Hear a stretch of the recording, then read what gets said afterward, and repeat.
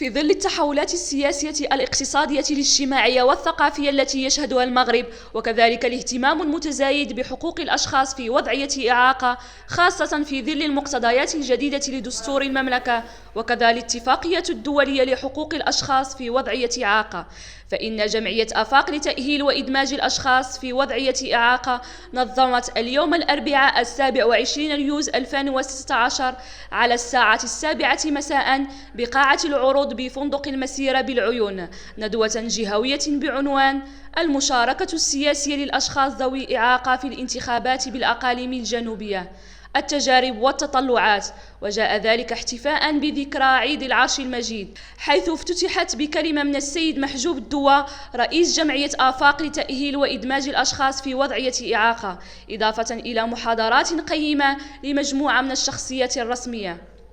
كما تضمنت هذه الندوة محورين أساسيين. المحور الأول تناول تجارب ترشح أشخاص ذوي إعاقة في انتخابات 4 شتنبر 2015 تخللتها مجموعة من المداخلات المميزة.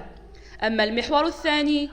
فكان موضوعه حول خلاصات الملاحظة النوعية لانتخابات 4 شتنبر 2015، وتأتي في إطار مبادرة المناصرة والترافع من أجل مشاركة سياسية أكثر فعالية لهؤلاء الأشخاص ذوي إعاقة في الانتخابات التشريعية لسنة 2016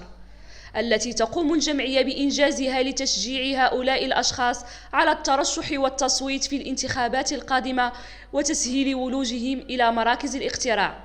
علاوة على ذلك، فإن هذا الملتقى تميز بفتح باب للنقاش من أجل طرح تساؤلات ومداخلات الحضور الكريم، ولا ننسى أيضا حضور الصحافة المحلية والوطنية لمواكبته. وأخيرا اختتم بذكر مجموعة من التوصيات، من بينها تحفيز الدولة على إدراج الأشخاص ذوي إعاقة داخل الهياكل الحزبية، ضرورة وجود برامج تلفزية بلغة الإشارة من أجل شرح البرنامج الانتخابي لهؤلاء الأشخاص، ووجوب القيام بحملات تحسيسية تروم إلى توعية الأشخاص ذوي إعاقة للمشاركة في الحياة السياسية. وفي هذا الشأن فإن هذه المبادرة ستستمر إلى متم شهر أكتوبر بهدف تنظيم ورشات تحسيسية وتدريبية حول حقوق الأشخاص ذوي الإعاقة من أجل التشريعات الدولية والمقاربات المعتمدة بمدينة العيون.